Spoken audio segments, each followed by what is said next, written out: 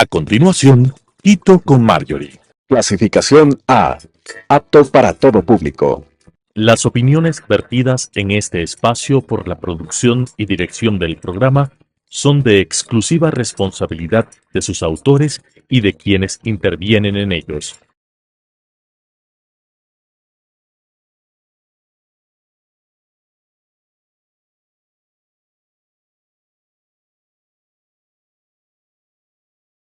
Quito con Marjorie. Las elecciones en segunda vuelta son momentos claves en cualquier democracia y en Ecuador este proceso ha estado marcado por cambios en la estrategia de campaña, la movilización del electorado y la reconfiguración de alianzas políticas. Pero más allá de la coyuntura, ¿qué nos dice la historia electoral del país sobre lo que puede ocurrir en los próximos días? ¿Cuáles son las tendencias que podrían definir el resultado y sobre todo, cómo interpretamos el comportamiento de los distintos grupos de votantes? Para analizarlo desde una perspectiva técnica y académica, nos acompaña Wendy Reyes, representante de Proyelítica, consultora especializada en estrategias políticas, investigación y comunicación, y también en gobernanza. Bienvenida, Wendy, muchas gracias. Muchísimas gracias, Marjorie, por estar aquí, por la invitación, por compartir este debate sobre qué esperamos del Ecuador. Yo creo que estamos en un momento crucial de las elecciones, ¿no es cierto? Estamos entre la primera y la segunda vuelta electoral.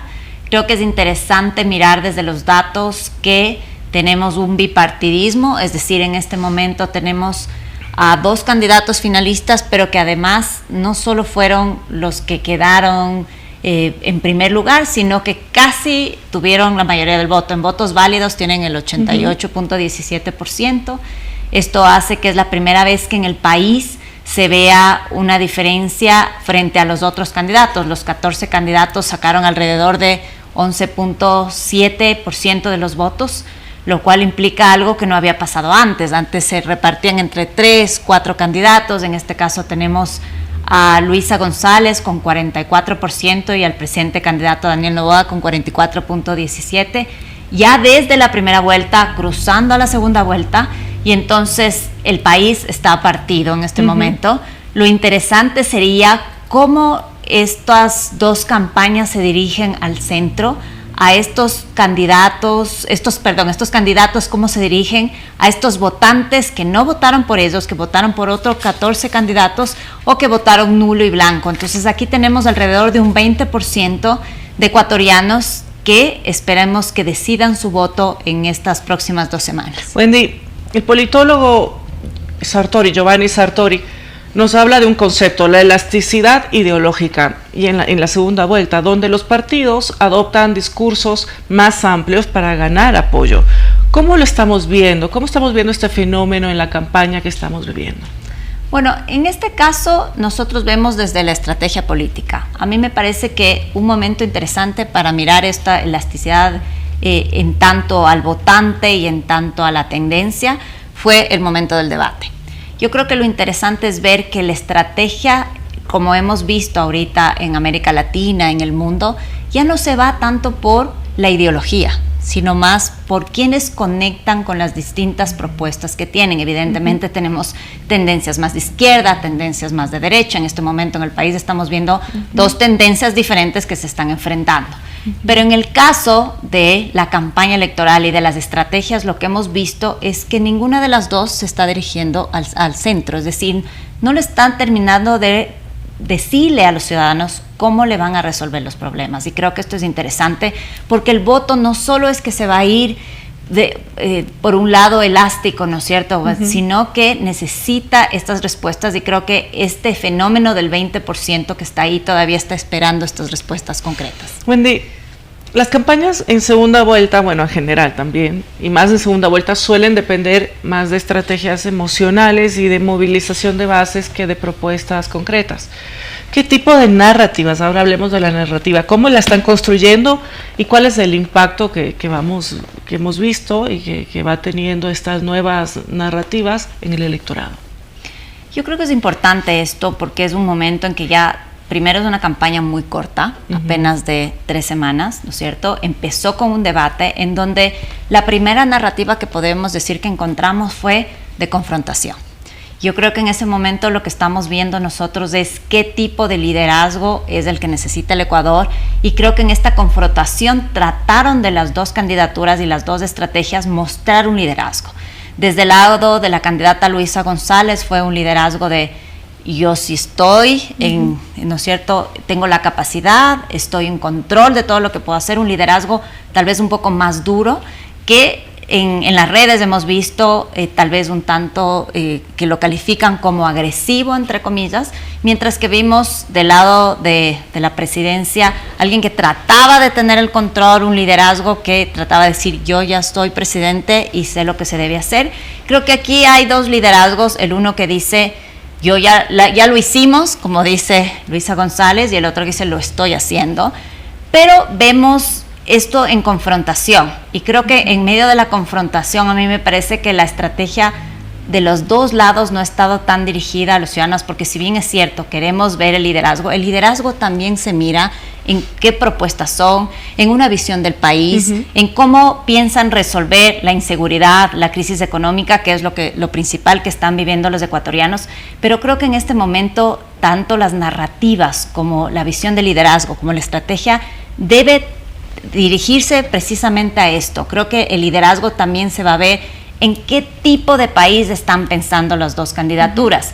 En el caso del debate es un problema porque el formato en sí mismo no permite esto, no permite no solo esta confrontación de ideas, sino que no permite el decir yo pienso que vamos a resolver la crisis económica de esta forma, y la otra persona podría decir yo no, porque tengo esta tendencia, pero creo de esta otra forma. No, lo que vimos fue tal vez un poco más de agresiones, pero no vimos tanto un debate de la visión de país que estamos esperando. Wendy, cuando intentamos interpretar el electorado, siempre se habla de los jóvenes, ¿verdad? Que ha sido histórico, más volátil y menos predecible en América Latina. ¿Cuáles son las claves, los criterios para interpretar su comportamiento en lo que va a ser la segunda vuelta? Bueno, lo principal es decir que los jóvenes representan el 54% de los votos en este momento. Entonces es un votante objetivo muy, muy importante. ¿Y qué les interesa a los jóvenes? Desde Proyelítica nosotros hicimos varios grupos focales alrededor del país, alrededor de 100 grupos focales. Y en este caso lo que encontramos fue que los jóvenes nos dicen, ok, coincidimos en el tema de los problemas. A nosotros nos parece que la crisis económica es un problema, la inseguridad es un problema y la corrupción nos parece un problema desde el lado de los jóvenes.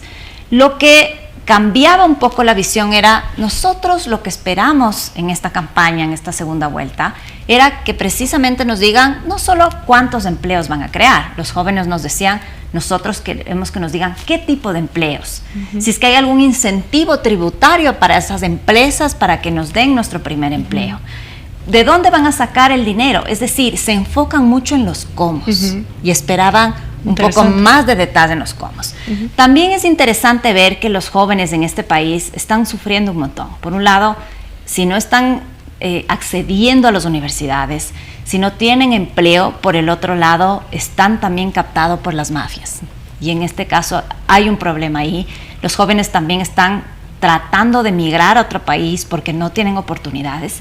Y hay un lindo informe de Children International que nos dice que los jóvenes entre los 18 y 34 años están dependiendo de sus padres económicamente, pero esto asciende a un 34%. Muchísimo. Entonces es alto y cada vez va a ser más.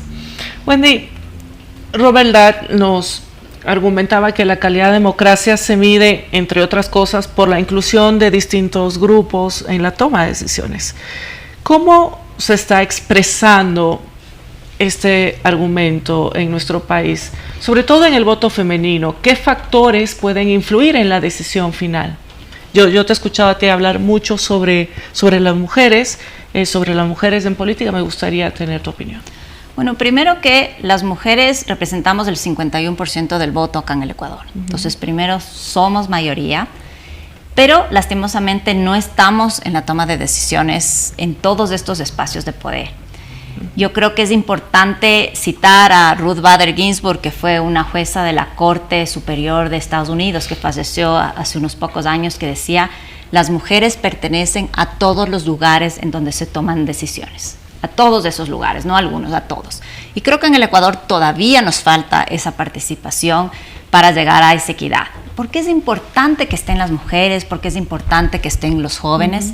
Porque esa es la visión de país que nos hace diverso, porque es importante que también esté afroecuatorianos, también representantes del movimiento indígena, porque básicamente ese es el país. Y nosotros tenemos que entender ese país en la diversidad. Creo que eso es parte de la democracia y nos hace falta. Ahora, es interesante ver que en el caso de las mujeres, por ejemplo, el ausentismo fue más bajo. Porque muchas veces se dice que a las mujeres no les interesa la política y a las mujeres les interesa mucho la política. De hecho, fueron a votar en más proporción que los hombres y el ausentismo fue más bajo en las mujeres. Ahora, desde el lado de las mujeres, ¿qué nos dicen? También nosotros hemos levantado esta información en grupos focales y en el caso de las mujeres nos decían temas importantes. Por ejemplo, nos dicen, nos interesa también el empleo. ¿Pero por qué el empleo? Porque nosotros ganamos menos que los hombres en los mismos niveles, ¿cierto? De tomas de decisiones, en los mismos espacios y ganamos diferente. Y el INEC nos dice, las mujeres ganan el 17% menos que los hombres en los mismos espacios, en los mismos cargos. Entonces las mujeres nos decían, ¿qué esperamos de estas dos candidaturas? Que nos digan cómo va a cambiar esto. También que esperamos somos cabezas de hogar, tenemos hijos, por tratar de ir nosotros a nuestros lugares de trabajo, tenemos que dejar los niños en algún lado y no tenemos dónde. Entonces también quisiéramos que estas candidaturas nos digan si va a haber guarderías, si va a haber espacios para estas mujeres que somos cabezas de hogar, que tenemos niños, que no tenemos dónde dejarlos, que piensen en nosotros porque también somos una fuerza laboral y que estamos pensando en levantar este país. Y tú dices, bueno, las mujeres fueron quienes más votaron. ¿Cómo fue el comportamiento del voto nulo y blanco? ¿Es esto también un ejemplo del desencanto político? ¿Qué escenarios podemos plantear si este voto crece, por ejemplo, significativamente en la segunda vuelta? Bueno, el voto nulo estuvo en el 6.8% y el voto blanco en el 2.16%. Básicamente el voto nulo se ha mantenido en lo que ha sido históricamente. El voto blanco ha ido variando. De hecho, el voto blanco en el 2009 fue de casi 7%, y en cambio el voto nulo en el 2021 fue el que estuvo más alto, fue de más del 16%. De todas formas, estamos hablando ahorita que vamos a la segunda vuelta, y creo que es importante lo que tú dices, Marjorie, porque si es que este votante, ¿no es cierto?, entre nulos y blancos, que son alrededor del 9%, si es que este votante no encuentra, si ya no encontró en la primera vuelta, pero si es que en este momento no encuentra respuestas adecuadas para que resuelvan sus problemas, van a votar otra vez nulo o blanco, y tal vez haya otros que votaron por estos 14 otros candidatos que se sumen a esa decisión. Entonces a mí me parece importante entender que estratégicamente en estas 2 semanas que nos quedan, ¿no es cierto?, porque el 13 de abril ya son las elecciones, necesitan las 2 candidaturas enfocarse en hablar a estos candidatos que no votaron por ellos. Y entonces tú hablabas algo del voto emocional. Yo creo que el voto emocional no es solo en la segunda vuelta ni en la última etapa, es durante toda la campaña, lo que tú te juegas en conectar con estos ciudadanos, en hablarles a los ojos y decirles ¿cómo les voy a cambiar la vida? ¿Cómo entiendo tu problema? Y entonces esta propuesta se encarga de resolver y decirte cómo voy a cambiarte la vida. Creo que aquí está el votante nulo, aquí está el votante blanco, que de alguna forma no siente que ninguna candidatura le ha representado en la primera vuelta. Esperemos que esto cambie para la segunda vuelta, si es que es así, y si es que no, tendremos los datos históricos o mayores si es que no han encontrado respuestas en las 2 candidaturas. ¿Qué puede pasar con la legitimidad? Lipset sostenía que la estabilidad democrática depende en gran parte de la legitimidad de los procesos electorales. ¿Cómo puede afectar el nivel de participación o el nivel de abstención a la percepción de la legitimidad para el próximo gobierno? Bueno, el ausentismo está alrededor del 17% y ha sido históricamente. Yo creo que en este caso nosotros también tenemos en Ecuador el voto obligatorio. Entonces, si bien comparto esta teoría de que es importantísima la participación de alguna forma está por encima del 80%, tal vez porque tenemos un voto obligatorio. Pero esta participación también se tiene que ver en las políticas públicas, lo que tú me decías antes, ¿no es cierto? Cómo son parte del gobierno, cómo son parte de la toma de decisiones. ¿Dónde están los espacios de participación ciudadana donde nosotros, como mujeres, como jóvenes, como adulto mayor, también podemos tener voz? Entonces creo que es importante entender esta participación y ser parte desde no solo en las elecciones, sino también desde el gobierno. Ahora, algo que me parece interesante es que también en la política tú miras esta legitimidad. Tú te juegas esta legitimidad y esta credibilidad en estos espacios. Este momento también es crucial porque tenemos todos los ojos del Ecuador mirando estas dos candidaturas y diciendo quién me representa, quién no me representa, a quién le creo, a quién no le creo. Y creo que esto está en debate y creo que lo que sí se está jugando en este momento el país es eso. ¿Qué candidatura es la que trata de tener estos votantes alertas, pero sobre todo, ¿a quién le creen más? Creo que en este momento en el que la credibilidad en la política está tan baja, en el que, por ejemplo, el Latinobarómetro, que es un estudio que saca todos los años, ¿no es cierto?, en América Latina, nos dice que apenas 1 de cada 10 latinoamericanos confía en los partidos políticos. La confianza en la política es cada vez más baja, entonces creo que es importantísima que en este proceso en el que estamos, en esta campaña, se disminuyan los ataques, bajen las fake news y que se encarguen las dos candidaturas de no solo consolidar su base, sino llegar a estos otros candidatos y mostrar y ganarse esta credibilidad. Justamente hablando de las fake news, ¿cuáles son los modelos de predicción electoral que han evolucionado hoy en día con el Big Data y el análisis de redes sociales? ¿Cuáles son los indicadores más relevantes con los que podemos prever el posible ganador en esta elección y la confiabilidad de los mismos? Bueno, tenemos, en el caso de las elecciones, vamos a tener los resultados electorales. Pero dentro de las redes sociales, ¿no es cierto? Y todo este nuevo mundo donde están muchísimos datos, lo que se juega también es, por ejemplo, en el post-debate se juega precisamente quién posicionó más los memes, las frases, la narrativa, el relato, básicamente. Y entonces aquí se juega mucho el tema de la inteligencia artificial y los datos. En el caso de las campañas, lo interesante ver es cómo estratégicamente y en el mundo de hoy trabajamos con estos datos. Es decir, las campañas de hoy, para afianzar su estrategia, para delinear su estrategia, ¿qué es lo que hace? Primero es tratar de entender la opinión pública. Entonces se hace estudios de opinión pública, se hacen encuestas, se hacen grupos focales, que es precisamente a lo que se dedica Progelítica, y a partir de esos datos se va segmentando cuál es mi votante objetivo, porque a diferencia de un gobierno, en una campaña política lo que sí se hace es ganar al votante objetivo al que yo necesito para ganar esta elección. No se habla a todos, porque sabemos que hay un porcentaje de votantes que ya votan duro por el otro candidato y es su base fuerte. Entonces no tengo que desperdiciar este relato ni este espacio en una campaña tan pequeña. Mi esfuerzo tiene que estar dirigido a estos votantes. El Big Data en este caso nos sirve para analizar precisamente estos cruces, estos datos. ¿Dónde está mi votante? Y de ahí dirigir el mensaje. El arte de la estrategia es precisamente cómo yo tomo esta información que me dan los datos, pero sobre todo cómo entiendo la opinión pública y cómo dirijo a través de esta inteligencia este mensaje y este relato dirigido específicamente a este votante que están en las distintas provincias, porque ahorita les hablamos desde Quito, pero hay muchas provincias que están esperando un mensaje y un relato específico. Hablemos de Esmeraldas. Así es. Esmeraldas es una provincia que ha sufrido tanto, en este momento tiene una crisis no solo de inseguridad, sino también todo el derrame de petróleo, cómo les ha afectado.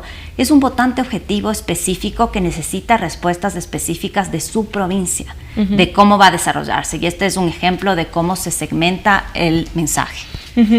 ¿Y qué viene después, Wendy? Ok, tenemos un escenario polarizado, lo sabemos, pero ¿cómo va a ser el impacto que este resultado va a tener luego en la estabilidad política del país?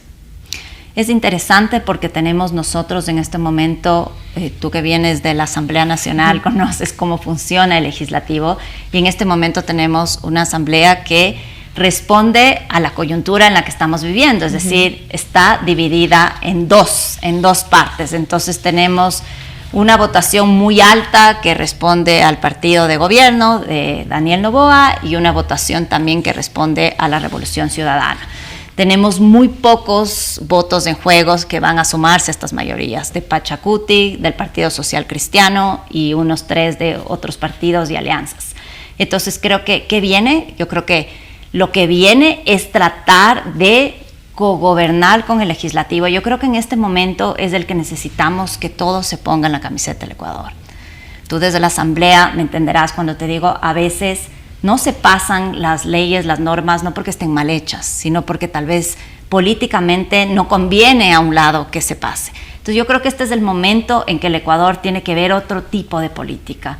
Para salir de esta inseguridad, para luchar contra las mafias del narcotráfico, para crear empleo, necesitamos que el legislativo se ponga la camiseta y que se traten leyes que realmente necesita el país para superar estas crisis. Entonces creo que lo que viene es interesante porque si bien las elecciones son el 13 de abril, los primeros días de mayo se posesionan los asambleístas y después tenemos todo este proceso en el que tendrían que cogobernar de alguna forma para sacar al país en los primeros momentos, que es cuando mejor opinión, cuando mejor credibilidad se tiene de las fuerzas políticas. Después del desgaste natural opaca esto, pero creo que aquí hay una oportunidad para salir de esto, sobre todo el de la inseguridad, que necesita que todos, desde cada uno de nuestros espacios, podamos hacer algo. Y entonces lo que viene creo que es la relación con el legislativo.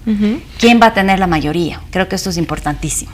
Y estaba leyendo, recordando un poco a O'Donnell cuando él habla de las democracias delegativas, donde los presidentes concentran poder sin rendición de cuentas. ¿Existe riesgo de que el nuevo gobierno, sea que cual sea, caiga en esta dinámica? Yo creo que cualquiera que sea tiene estos riesgos. Tiene estos riesgos. Yo creo que va a ser un gobierno... Perdón que te interrumpa, un poco por la naturaleza de la debilidad institucional en general que nos adolece históricamente, ¿o por qué? Estoy de acuerdo contigo en que hay una fragilidad institucional en este momento, pero además creo que también, además de la fragilidad institucional en la que vivimos, creo que hay que fortalecer esta democracia. Creo que eso es lo que está en juego y creo que ahorita, sea el candidato que sea que logre ganar esta segunda vuelta, tiene unos obstáculos muy grandes, tiene también que resolver estas crisis que son muy importantes y creo que frente a lo que tenemos en el país tenemos que todos trabajar en que haya institucionalidad. Estamos, por ejemplo, ya mismo se tienen que elegir fiscalía, se tiene que renovar el Consejo Nacional Electoral. Yo creo que... Tenemos también el concurso para jueces constitucionales, de acuerdo a la consulta popular. Tenemos muchísimos temas y tenemos que trabajar en fortalecer estas instituciones. En algo que me llama mucho la atención es que no solo desde el círculo rojo, es decir, desde el círculo de opinión, desde la academia, se ve que la justicia no es justicia.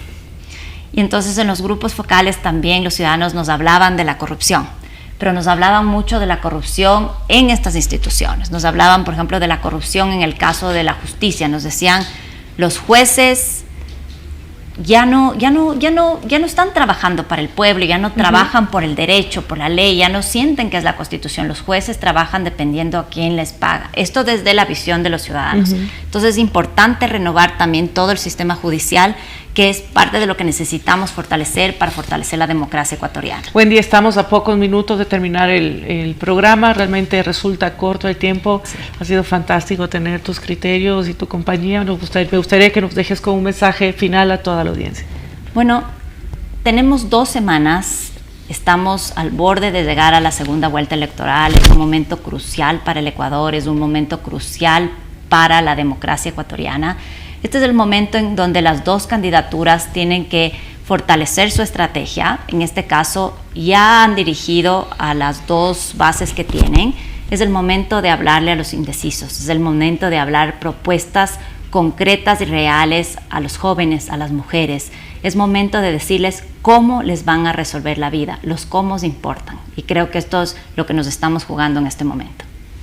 Amigas y amigos, gracias por acompañarnos. Hemos analizado tendencias, comportamientos del electorado y también escenarios posibles para la segunda vuelta. Y más allá de los nombres en la papeleta, lo que está en juego es la legitimidad del proceso democrático y la gobernabilidad del país en los próximos años. Queda en manos de los votantes decidir el rumbo de nuestro país. Wendy Reyes, gracias por tu análisis y por ayudarnos a entender mejor este momento electoral. Y a nuestra audiencia los invitamos a reflexionar, a informarse antes de tomar la decisión en las urnas. Nos vemos en la próxima edición. Soy Marjorie Chávez. Muchas gracias.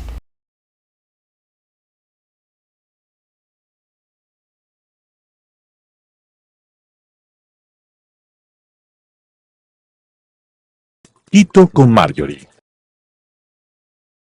Las opiniones vertidas en este espacio por la producción y dirección del programa son de exclusiva responsabilidad de sus autores y de quienes intervienen en ellos.